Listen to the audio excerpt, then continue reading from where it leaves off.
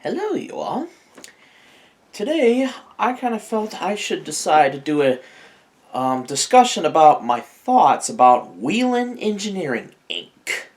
Practically, of course, they're sirens, of course. They're mass notification sirens. So, let's get started. What I like about Whelen Engineering is that, it seems to me that every time when I ask them questions about sirens and such like that, it seems to me like they always have an answer and such like that. So I'm really thankful for that. But before I get into that, I'd like to talk about a little bit about their sirens in general. Of course, most siren enthusiasts would probably agree with this, but my favorite kind of Whelens, the kind of controllers that they have, would be the analogs that are the 864s, those kind of analog controllers. Those, of course, are my favorites, and I'm sure most of you siren enthusiasts would probably agree as well. But for those of you that don't, it's okay. It doesn't really matter. But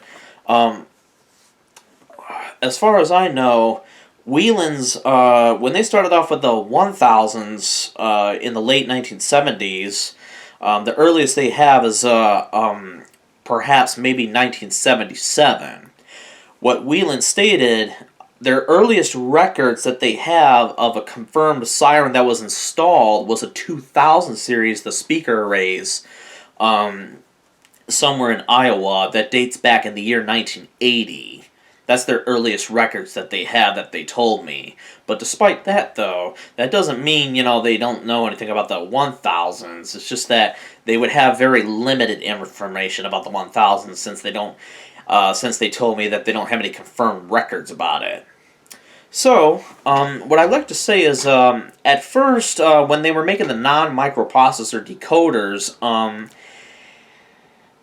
not very many still exist today or still in current operational use to this day.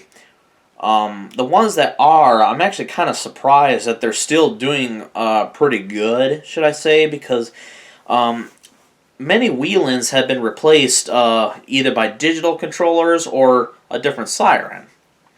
But what I like to say is that it seems like Whelen perhaps progresses on their sirens, like when generation went by or in the years to come, when they were manufacturing sirens, it seems like they were improving, like they were getting better.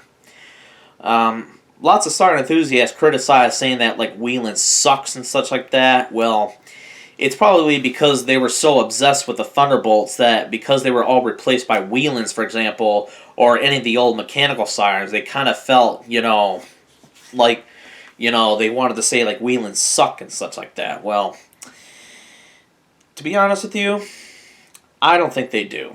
I think Whelens are great. They may not be the best sirens, but they're definitely, if I had to choose, I would definitely pick, I would take a Whelen more than a modulator. Although modulators, I think, are pretty nice, and I certainly would take those well over an ATI any day. I would definitely take a modulator in a heartbeat. But a Whelen, as far as I know, for electronic sirens, in my point of view, I think Whelens are the best electronic outdoor warning sirens, in my opinion. Okay? And of course, as some of you may know, my favorite Whelen siren, of course, is the WPS 3000, like the kind I got. That's my favorite. It's just because I grew up hearing with it, and it's pretty awesome. And Whelen, it seems like, they're still doing pretty good to this day and such like that, so I can't really complain. And because they have so many different versions of sirens compared to how it was back then, and, all the resources and the information that they got, such like that, I'd say they're doing really well. Like, they're right on the right track. That's what I believe in. Now, let's get to what I experienced with, let's just say, what do we want to call it? For Federal Signal, for example, they would say, like, tech support, okay? Tech support would be, like, the people that you would speak to or something when you have information or such like that, or sales and such like that. Well, there's one that I've been talking to. I won't give out his name, but let's just say I'll call him Cool Guy. I'll just name him Cool Guy because it seems like he's honest with me, and he's provided like basically the answers I'm looking for, or answers that, let's just say, they looked promising enough to where it meets enough of my satisfaction. And for many of you siren enthusiasts out there, I'm pretty much darn positive you yourself would actually agree on the same thing. So, I'll give you an example. I asked one question a long time ago. Let's see here. Let's do...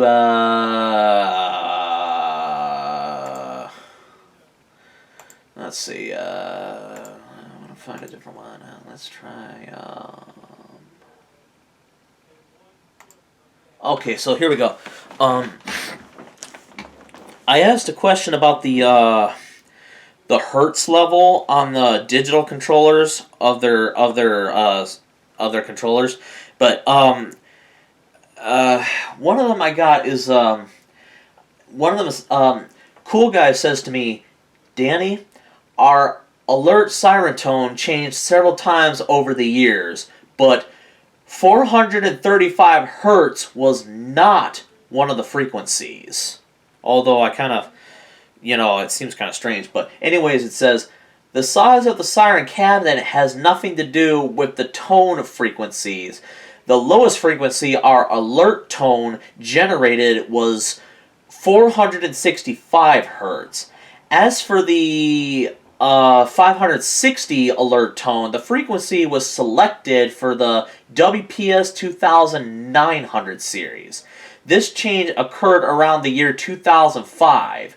The higher frequency had nothing to do with the speaker driver longevity.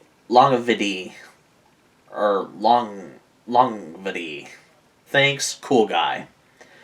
Basically what I was meaning is, I asked Whelen about, if I remember correctly, I asked him about, why they decided to change the pitch on the hertz level. They changed it up above the 465 hertz to 560 hertz. I assumed it was because the speaker drivers, because the lower hertz level was probably what I consider stressful on the drivers. He told me that it doesn't have anything to do with the drivers, the efficiency of it. But one thing I did say, because I also said about the 435 hertz, which is the lower tone of the digitals. They told me that when I contacted them about it, they told me that the 435 hertz was actually by a mistake. Okay, although I'm still kind of a little confused about that. Like, I don't know how they managed to, make a mistake about that, because it seems to me like in the year 2005, when the controllers were changed to 560 hertz, I'm assuming also right around that same time is also when I noticed that the Whelens also bumped down from 465 hertz to 435 hertz, the low tone one. But they told me that it was like I think it was like a manufacturing error or something that they made. But I'm still a little confused about that, because it just doesn't really make sense. Like, maybe it was just like an alternative kind of a thing. But the 560 hertz is what they're currently producing to this day. Because I don't think Whelen manufactures the standard hertz level at 435 or 465 anymore nowadays. So, but let me see. Here's another one I got. Another one I also asked was there's a YouTube video by Tommy BNSF. It's a Whelen 4000 from Columbus, Ohio, that is set on 530 hertz. Okay, 530 hertz. Now, when I contacted Whelen about that, I asked, was this also a mistake HZ level setting like the 435s? Cool Guy responded saying, Danny, this siren most likely has an older ESC 864 siren controller that contains our analog tone generator. Over time, the frequency of the siren tone can drift as the capacitors in the circuit age. The frequency can be corrected back to the 500 hertz with the turn of a panometer, whatever that word is. But anyways, the maintenance crew and the county aren't very concerned about a slight shift in the siren alert tone frequency. The 864 is ever in the need to be returned to our factory service office. The tone frequency would be adjusted then. There was just some words that I couldn't really understand. But anyways, what I responded back saying, but why does it have a shorter wind down? Usually those old analog controllers have like a 15-second long wind down duration unless adjusted if desired. The wind down sounds more more similar like the current Whelen controllers. And what he responded back was saying, it sounds like it is the 864. I think you are thinking of the pre-864 siren electronics. Those have very long, slow wind-down periods. Thanks. But what I was trying to say is that the one that's on 530 hertz, that's in Columbus, Ohio, that was filmed by Tommy BNSF. This one obviously has a digital controller. This doesn't have an analog. It definitely does not sound like an analog. So I'm not exactly sure why Whelen didn't provide me a very good answer on that either. So it seems like I'm kind of slightly confused about the hertz levels that they decided to provide. But again, they can always be adjusted if desired. I don't know how that happens. I mean, I know you could do it on an analog controller as well. I don't know how to do that, but I don't really want to do that because I want to leave mine alone. But it just seems to me like, he probably misunderstands a little bit about what I'm saying. But despite that, though, let's see here. Here's a pretty helpful one. I asked Cool Guy, saying, is there any records of when Columbus had some of their 4000s installed? Plus, is 1997 the year when the analog was changed into the digital controller? Cool Guy responded saying, Danny, they purchased their first WPS 4004 in 1992. We released our digital tone generator board late 1992 to early 1993. Their first WPS 4004 sirens contained our analog tone generator. So what I'm assuming is that maybe it is 1992 that the analogs of the 864s were replaced into the digital 864s.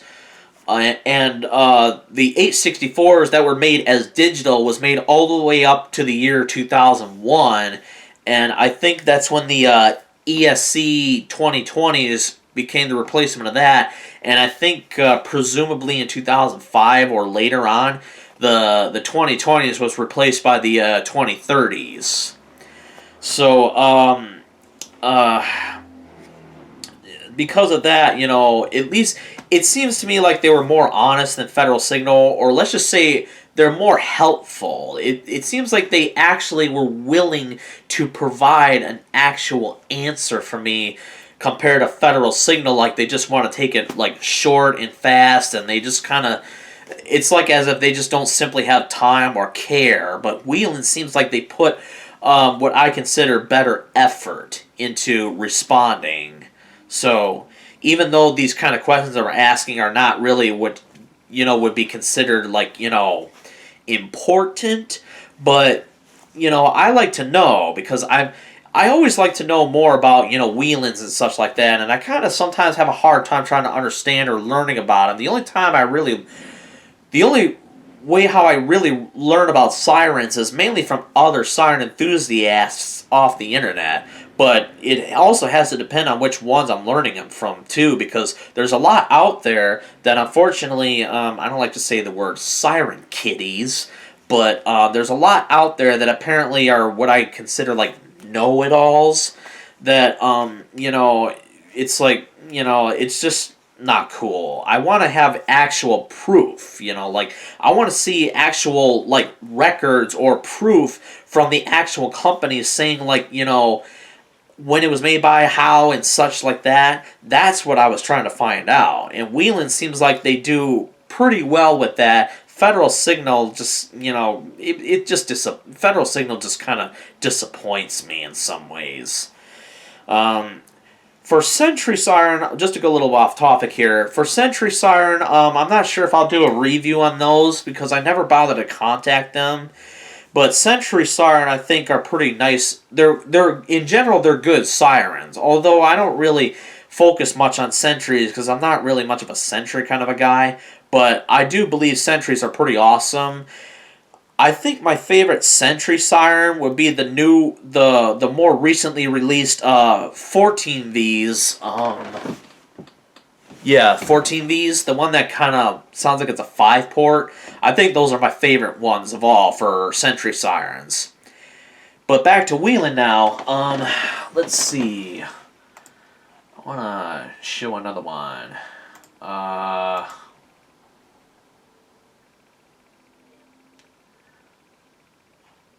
Okay, here's another good one. I say, hello, cool guy. I have a PDF file that shows the manual of the Whelen WPS 2700 series. It shows that the numbers, meaning the driver cells, are 2730s, 40s, and 50s. It doesn't say anything about 2760s or anything less than 2730s. Dearborn, Michigan used to have 24 Whelen 2700 series. Most were 2750s, but there were 3 in Dearborn that had 6 cells. Does that mean that there isn't a 790 for the 2700 series? Cool Guy responded saying, Dan, when we first released the WPS 2700, we created the 3 models found in the manual.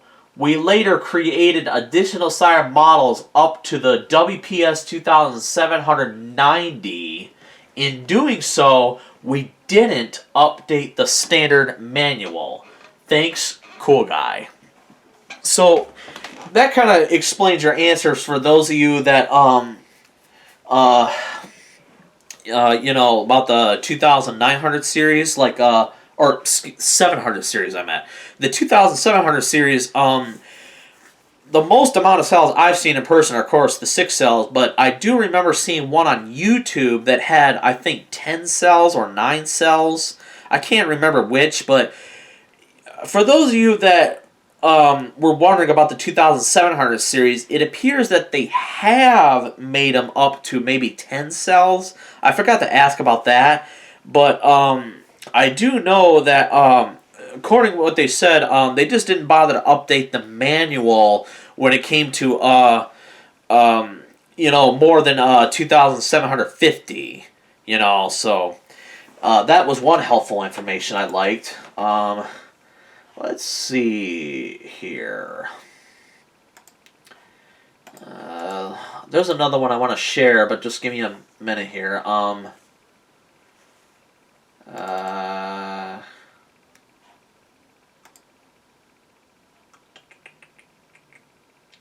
try this. No, it's not this one.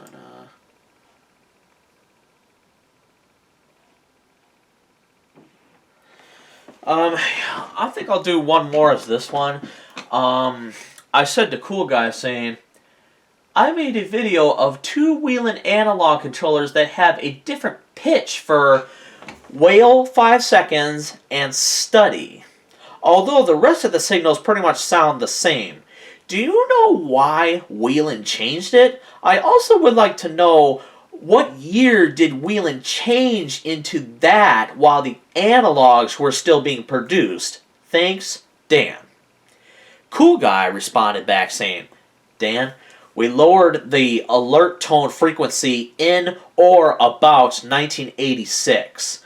The noon test, also called 5-second whale, uses the alert tone command. The other tones were not affected by the change. The lower frequency travels further as most locations use the alert tone for weather warning. Using a lower frequency for alert produced a more effective siren tone.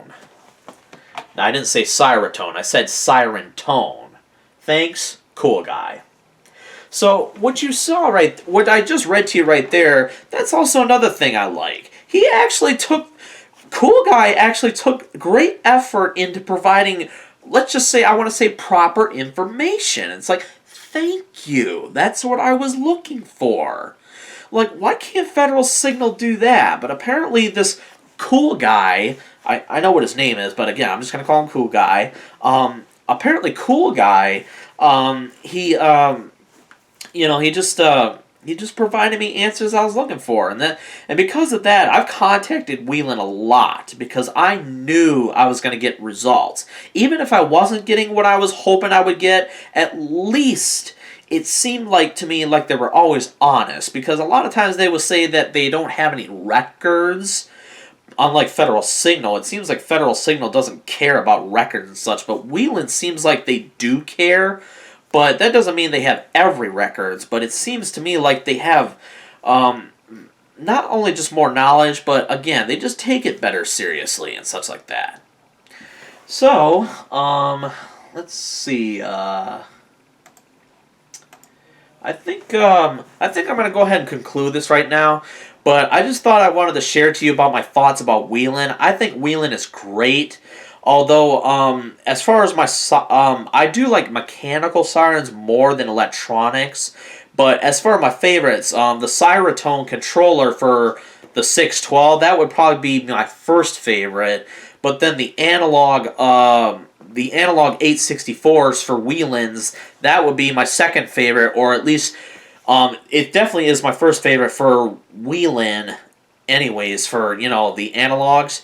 What I'm going to plan on doing sometime soon, I'm going to actually make a video, or actually more like an audio or a synth, should I say.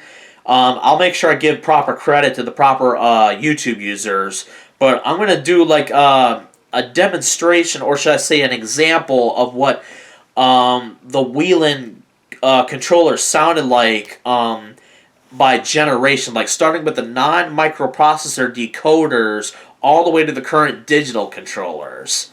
So I'll be doing that soon, and I think I don't know. I don't think I really want to mention anything else, but I'll just go ahead and just wrap this up. But above all that, I just want to thank you all for watching, and have a great day.